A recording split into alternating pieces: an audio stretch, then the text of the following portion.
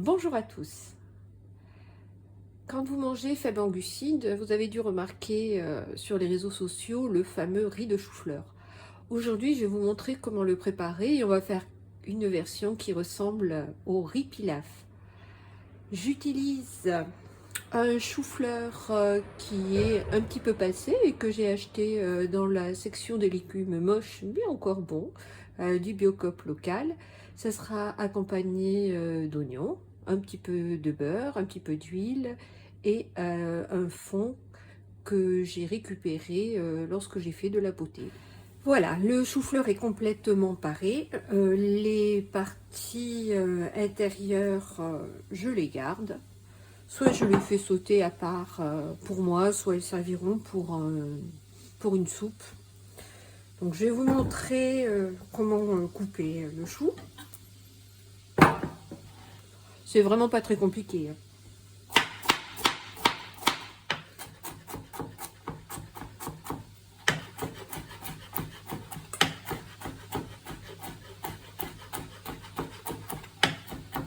Voilà, on coupe les fleurettes.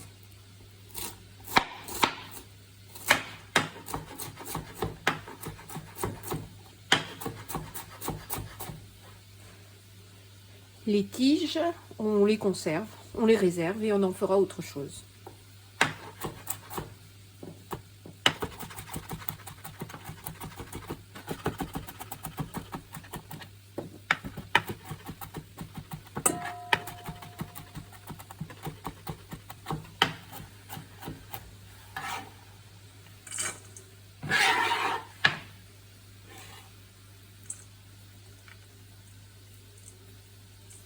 Je vous montre comment couper l'oignon.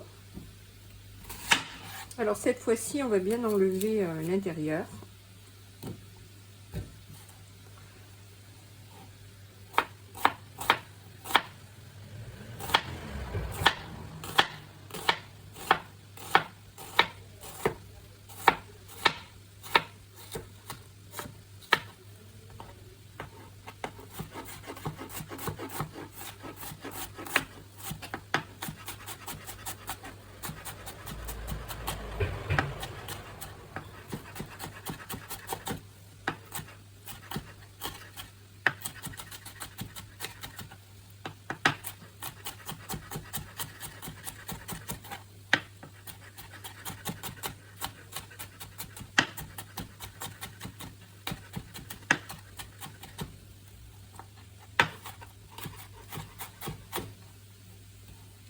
Voilà ce que ça donne.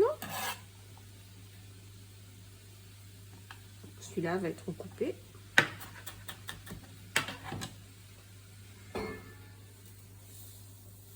Et voici mon bouillon.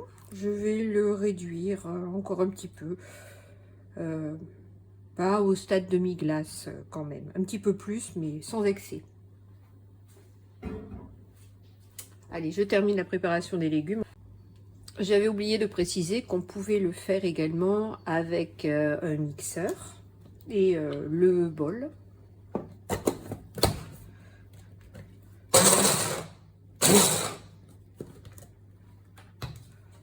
Alors, bien sûr, c'est bien plus régulier.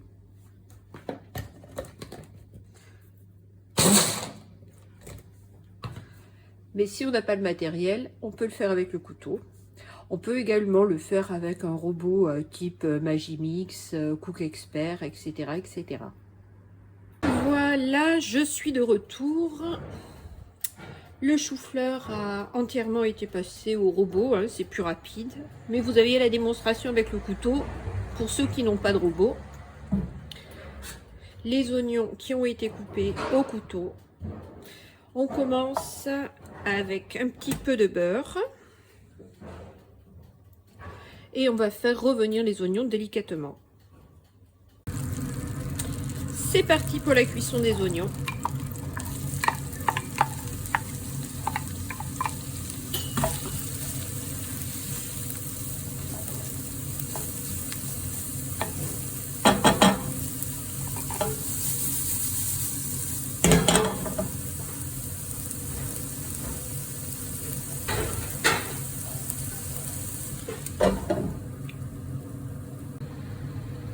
Voilà, les oignons sont cuits. On va ajouter le chou-fleur.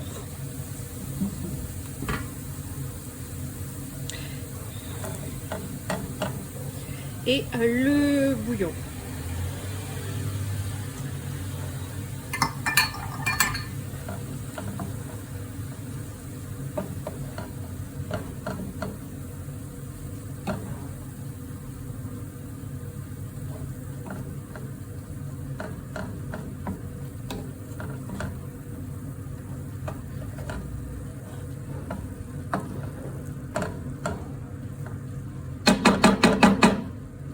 J'ajoute des herbes de Provence.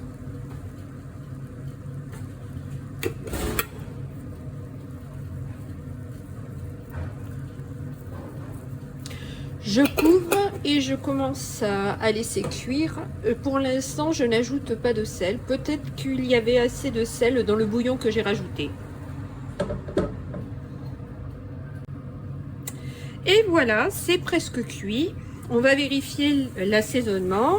Si besoin, le rectifier.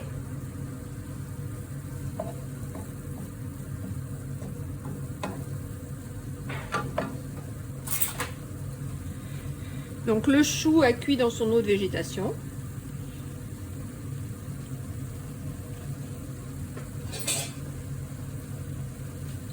On arrête la cuisson, c'est légèrement al dente.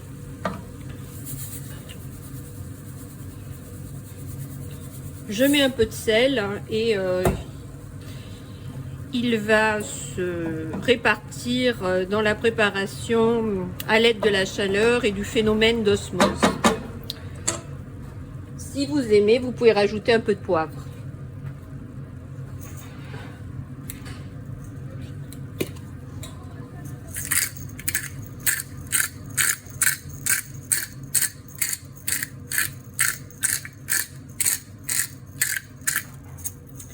Et voilà, merci d'avoir regardé cette vidéo, à bientôt.